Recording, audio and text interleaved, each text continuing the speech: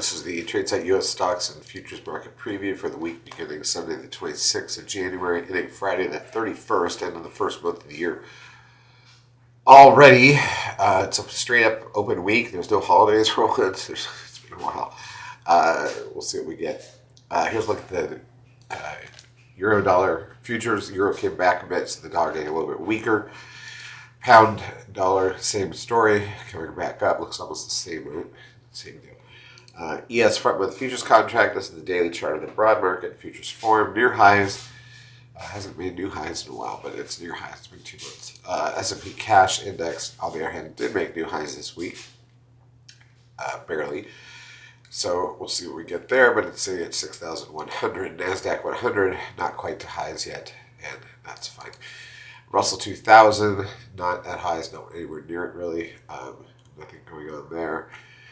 Flat 4 days for sure on the Russell 2000. Crude oil came back down after spiking. It's closing at 74.66. That's kind of like the sweet spot for where they want crude oil to be. TLT, the 20-year bond ETF, didn't do much this week at all. Still near lows, but it did pop the week before. So rates, bonds down, rates up, as they say. The Bitcoin over 100,000 currently, but there is a 13 sell signal on the daily. That was the highest candle possible, so that's interesting. VIX closes at 14.85. That's not great for us in terms of volatility. Day trading sucks with that. We'll have to stick to the options trading. Advanced decline ratio was back and forth all week. Nothing too special there. Trend closes at 0.93, puts the 10-day moving average at about 1. And that's above the 0.85, which would be the sell signal, so we didn't get that. Here's the ES for the week. Every day pretty flat, little gaps, stuff like that. But again, we had the holiday on Monday. So, small gap up on Tuesday, drifted higher, small gap up on Wednesday, dead flat, close where we opened. Thursday, open flat, drifted higher. Friday, open flat, drifted lower. For the whole week, you're not doing too much there. And here's the NASDAQ. Doesn't look much different. Volume over 6 million most days, but tighter, closer to 7 on some of them, obviously. All right. In terms of the major stocks that we like to watch, Apple. This is way off the highs now at this point. 13 sell signal was the top on Apple. Amazon, 13 sell signal on Thursday, so watch out for that. If you're in Amazon, that could lead us back down quite a bit. Meta, 13 sell signal. A lot of 13 sell signals on the big ones here. Google, 13 sell signal. Surprise.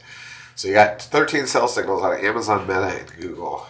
Goldman Sachs made new highs this week at one point in time. Netflix, not much here. Tesla, not at the highs. Nvidia, not at the highs. Zoom, nothing here at all. Dead flat. First Solar at lows, because obviously for political reasons, Trump doesn't like solar, so that's what we're getting there. So that's kind of where we are right now in the look of the market. Like I said, it's got a full week ahead. In terms of economic data coming out for the week ahead, we've got, here in the U.S. anyways, new home sales at 10 a.m. on Monday. That doesn't probably going to affect the market. Tuesday, durable goods and housing price index at 9, consumer confidence at 10, Richmond manufacturing index at 10. Probably none of that's going to be too big of a deal. Wednesday, we got the goods trade balance at 8:30. Preliminary wholesale inventories at 8:30.